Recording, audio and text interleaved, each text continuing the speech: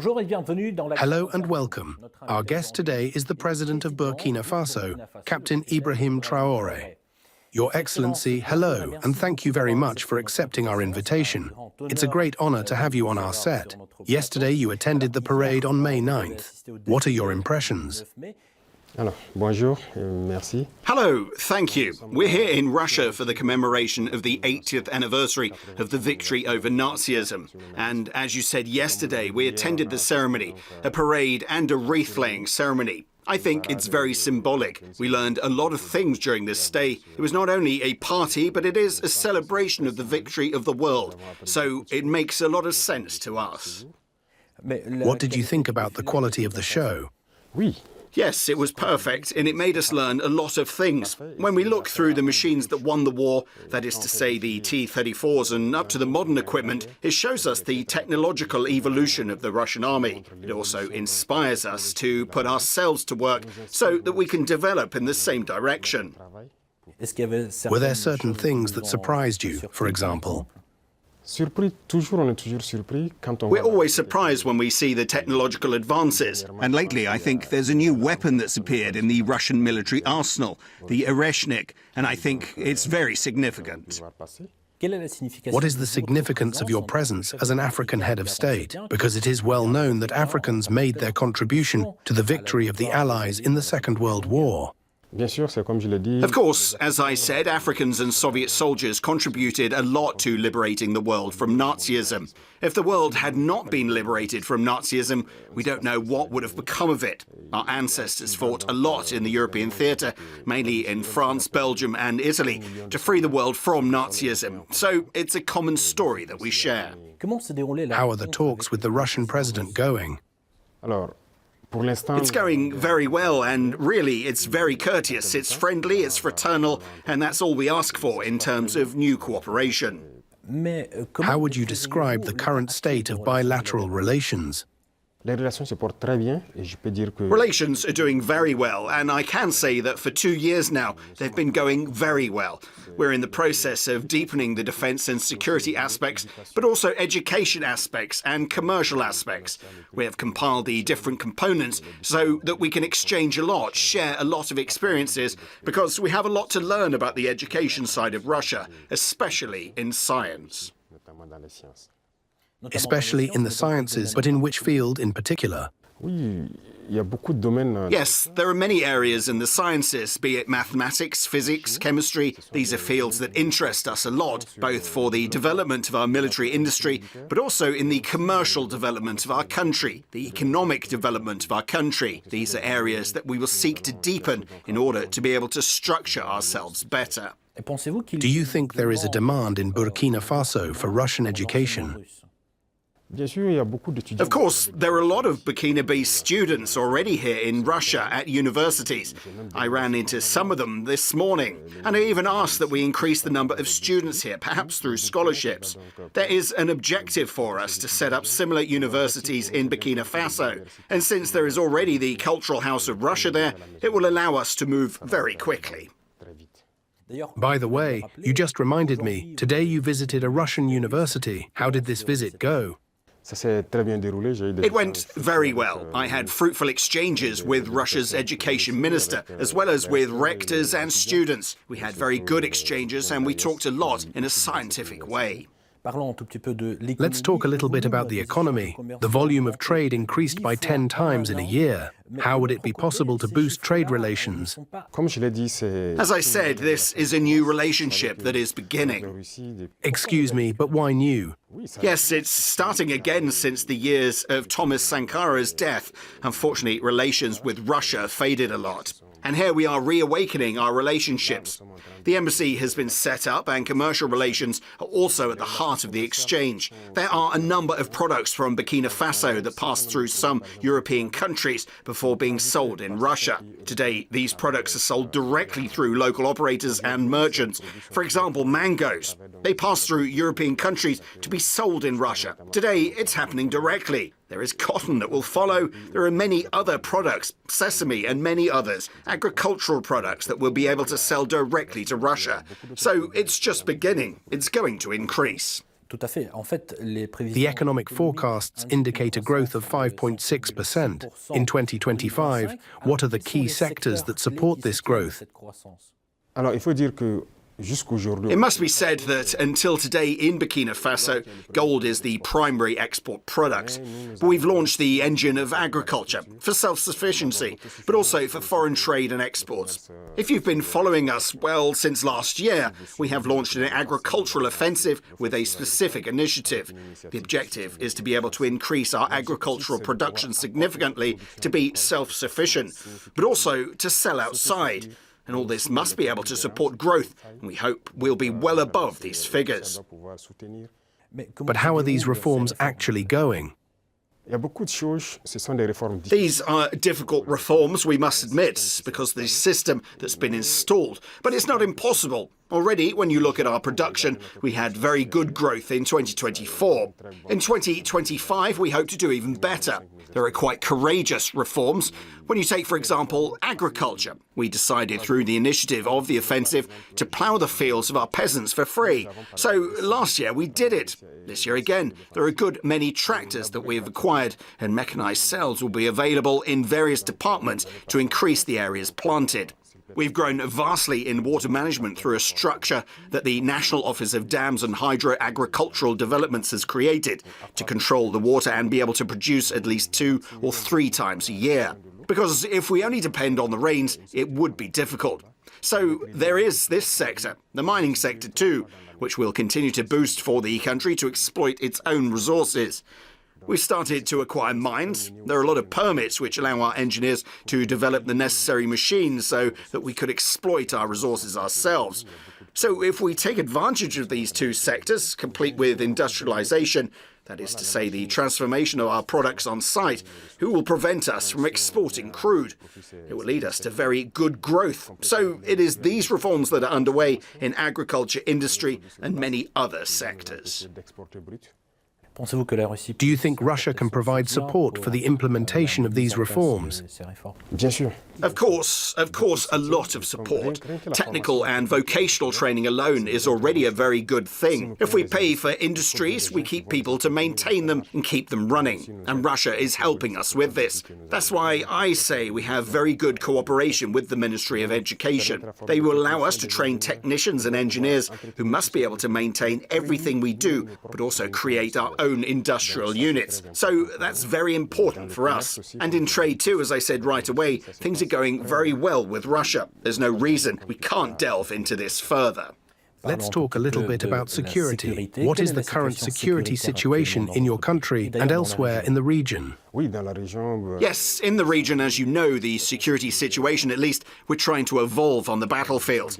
That's the first thing, because there are several factors that come into play. On the battlefield, things are evolving. If we take 2023 as it is today, we've been able to recapture many areas and calm them. However, the enemy is also growing stronger. There are many foreign fighters joining the terrorists. Can you be more specific? What are you talking about? Oui, les terroristes. Yes, the terrorists are reinforced by many foreign fighters who come from elsewhere, who aren't actually, when I take the case of Burkina Faso, there are many criminals who are in Burkina, but who aren't Burkinabe. There are also trainers who come from many countries to teach them many techniques. But what's their interest? Mais c'est pas du terrorisme. But it's not terrorism, it's imperialism. Their goal is to keep us in a permanent war, to prevent us from developing and continuing to plunder our research. So it's in their best interest to bring mining specialists to lay various types of mines, explosive specialists. Today, terrorists use drones to fight and everything. So these are professionals from certain countries who come to teach them all that. All this is to continue to keep us in a situation of insecurity. But we're taking stock of the situation. We're adapting each time to their mode of action, and we will continue to fight until we reclaim the entire Sahel. Are there any specific countries funding these fighters? Tous les pays impérialistes. All the imperialist countries are funding these fighters. There are many of them. We can't name them individually. Some we can't imagine are even hidden. But there are many. There are many. There are those who aren't hidden and who openly declare it. I'm talking about the recent scandal involving support for terrorism in Mali. What is your view of what actually happened in Mali? Oui. C'est malheureux. It's unfortunate they've openly stated it, that they support the terrorists. We've also noticed with a certain number of technologies that the terrorists may have acquired that it comes from them. It's unfortunate, it's very unfortunate, but the fact remains that we don't feel sorry for ourselves. We've taken stock of the situation, we're going to adapt, we're going to fight it, and they won't be able to win. That's the most important thing for us. How is humanitarian cooperation between Burkina Faso and Russia continuing? Ça se poursuit très bien. Je pense It's going very well. I think there's a lot of discussion on many fronts. When I take the health sector, because we still have displaced people who are there, and when we say a displaced persons camp, it means there are often complicated health situations. I think the health services are cooperating well to support humanitarian action services. To be able to move forward, and you followed in 2023, I think Russia donated wheat to Burkina Faso. It was only intended for displaced persons. But we made a promise to President Putin that we no longer want to be supplied with wheat because we will produce the wheat. And I'm keeping that promise because we've started producing our own wheat in quantity. So this means that cooperation in this area is leading us to develop ourselves, to boost many things, to be able to fill the gap. Faced with current geopolitical tensions, particularly the trade war between the United States and China, how is Burkina Faso adapting its economic and diplomatic strategy? Alors, ce monde est... The world is constantly changing. The things we see are often crazy. We have to stay alert and be able to adapt at any time. And that's very important because we follow the news. There's an economic battle going on almost everywhere. But in principle, we trade with China without any problem. We buy a lot of things from China, and the Chinese also buy a lot of things from us. There are Chinese companies setting up shop here, despite the fact that people have tried to denigrate Burkina Faso. It's the same with Russia right now. We're trying to collaborate better with all the countries fighting for their economic independence today, because it is a form of imperialist oppression. Those who are oppressed must unite to confront this monstrous region. So, in principle, we're adapting to this whole situation. Mr. President, what is your view on the recent deterioration in relations with Algeria? Alors, vous avez suivi les événements et je pense... So, you've been following the events, and I think everyone understands how things work. We regret the incident that occurred on the Algerian border with the drone that was shot down. It must be said clearly, this is not friendly. It's not friendly because you don't shoot down a flying machine like that. Everyone knows the protocol, so there's no point in hiding. If an aircraft crosses your border, even if it enters your country, we identify it, radars can identify it, and we know which country it belongs to. And there are diplomatic relations for that. We contact the embassy. There are defense attaches. There are many mechanisms. We contact them and they confirm whether it's their aircraft or not, whether it's on the territory.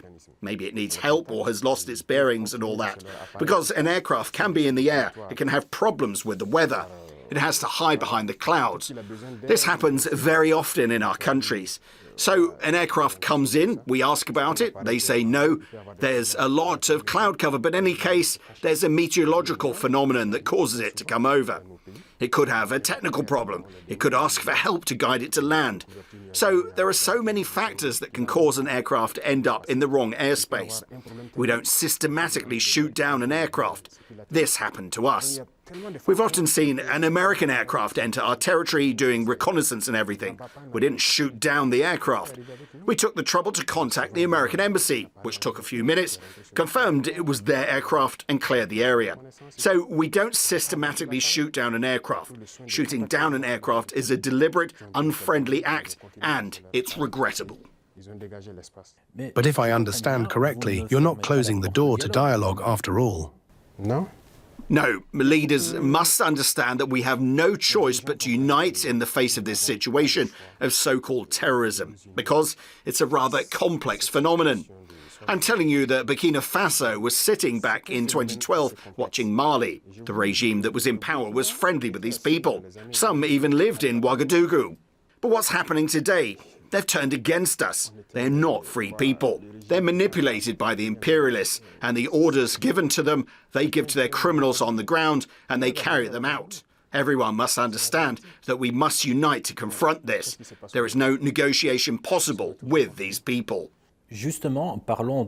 Exactly. Let's talk about this unit, or rather this integration that's currently taking place within the AES. Where are we now?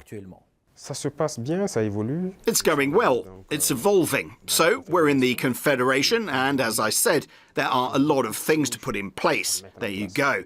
And we shouldn't try to move too fast and not do it right. So we're moving gradually. There are a lot of structures to put in place. There are a lot of aspects to upgrade in the three countries because, as you know, from an economic point of view, we're not at the same level. From a military point of view, there are a lot of aspects. We have to try to balance things, and that requires the establishment of a lot of structures, a lot of meetings. Precisely, I had a question about the economic aspect, the creation of the AES's own currency. Is it still on the agenda? Yes, it's on the agenda, of course, and so the process continues. There are a lot of things, as I would say. There are a lot of notes to sort out before we get there, but it's bound to happen sometime soon. If we're talking about sovereignty, we obviously need that sovereignty, so it's imperative. Can we expect the AES to expand? Oui. Yes, in the future, but for now, as I said, we have to normalize a lot of things ourselves.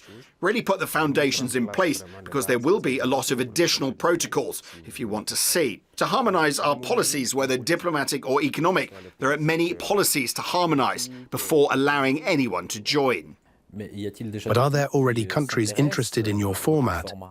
Oui. Yes, countries are interested. They could be, I don't know. But for now, the president of the Federation is the Malayan president. He will be able to give his opinion on the matter, but there are countries interested in him. How do you explain the decline of French influence in the region, not only in the Sahel, but also in West Africa, for example? I think they themselves have contributed to diminishing their influence because they have a paternalistic view of our relations. You see, when you immediately consider everything we do, everything we take as an initiative, it's Russia. Someone speaks, they're influenced by Russia. Everything that happened is Russia. Why are they so blind? So Africans aren't capable of developing anything? Africans aren't capable of inventing, of innovating, of taking initiatives? That's what we're fighting. And as long as they continue to see Africans like that, as subhumans who aren't capable of thinking, who aren't capable of innovating or inventing, we can never be friends. Times have changed. So this is the very vision they have of black people. They have to stop this, because they're treating us like this. It's as if they see black people as subhuman. That's dangerous. They have to change their language. But how do you see this attitude? Look at their speeches. Look at their speeches. Even the French president, always in his speeches, young Africans are influenced by Russia. He says the Western media, you listen to them often, they spend their time only lying. And look at the AES today, which is a model that is emerging. They can't get up from morning to night without talking about Burkina Faso or the AES. It's impossible for them. And every time he tries to send information to divide, manipulate young people. But it's no longer acceptable. I think people are quite aware. People have their eyes open. And all of you are victims of these people. Communication, what they're doing, what they say about Russia and everything. We know it. Until today, there are young Africans who still have their eyes closed, who believe their lies. The story of the Second World War. I was listening last time. Someone was saying that at the end of the war, in 10 years that followed, if you asked Europe who won the war, people would say it was Russia. But today, if you ask a European who won the war, they will say it was the West. Through communication, they've managed to reverse history. And African history too. They've conspired to spread the lies. And that means that some young Africans don't even know the history of Africa. What has Africa done? Some don't even know that our grandparents fought, were sent to the front as cannon fodder. And when they returned, they killed them like animals. Do people know that when France tested its first atomic bomb, it was black soldiers they put alongside in the lethal beam to see the effect it has? Let's get the archives out. Everything they used against Africa is terrible. So all of this needs to be communicated so that young Africans understand, because there are many who are still asleep and continue to communicate for the imperialists, what they tell them to say. They do it perhaps because they give them something. I don't know. But Africans must understand their history. Wake up. So that's our fight too. What do you think the media's role is in this fight? Independent media? De chez nous, vous voulez dire? For our country, you mean? The media should play a big part in helping us. But you see, even our media, there are some media outlets, they're imperialist. They're only like that when the European media say something, and they pick up on it and exaggerate it. There are plenty of media outlets in the country that even fight regimes like ours. And they also spend their time spouting the same nonsense that the Western media spouts. But it's shameful. If Africans behave like that, it's very shameful. I imagine they must be ashamed to look at themselves in the mirror at night. If you're paid to tell lies about black people, it's very serious. So we're currently raising awareness in Burkina Faso, as you can see. Many media outlets are supporting the movement, helping to raise awareness among young people through debates. This is what we really want from the media. Do you think our media can also play a role in this fight? Bien sûr, beaucoup. Of course, a lot. We have to play a very important role because, you know, I said it in 2023 in St. Petersburg, and I repeat it again today. Russia helped save the world. Africa helped save the world. It has to be said. Young people have to understand it, that everything that's said in Hollywood movies is false. It's nothing but lies. It's the same thing. The Vietnam War. Today we see history is quiet, but we have to communicate. You see, they don't like me to talk. They think I talk too much and everything. So I'll keep quiet so they can talk and get their version across. No. My biggest regret is having spent a good part of my youth listening to radio stations like RFI, France 24.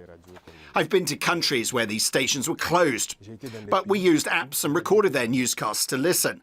But at a certain point, something clicks. I'm beginning to understand that they condition our brains to accept what they want. It's their narrative they want us to learn. And since then, I've begun to see things clearly. I've understood that what they're doing is very dangerous. And today, more than ever, I realize that they've conditioned the minds, especially of Africans. So you can do a lot to raise awareness among young people so that people understand how the world speaks and don't get carried away by these people. My very last question, just to end on a positive note, what do you think are the prospects for relations between Russia and Burkina Faso? Beaucoup de perspectives à venir. There are many prospects ahead, and as I said about the parade I saw, I think there's very good cooperation, because it's good. Right now, we're paying for equipment, but we need to develop the military industry, for example, and Russia can contribute a lot. We know that in Russia there are many scientists and scholars who are Russian. The proof is that we just graduated from Mendeleev University. They provide us with a lot of training to help us prevail because we have young talents, geniuses who are able to create things, but they lack the mathematical and scientific input to improve what they do. So Russia can help us a lot in this area. This will help us on the military front, on the industrial front, because machines are what make the world go round. And today, technology that's there, whether it's IT networks, telecommunications and everything else, Russia is collaborating extensively on this front. So in the future, all these perspectives will be put on the agenda so that we can achieve this specific goal we want. Your Excellency, thank you very much for this very interesting and enriching discussion. Just to remind you, I've been talking to the President of Burkina Faso, Captain Ibrahim Traoré. Thank you again. Thank you.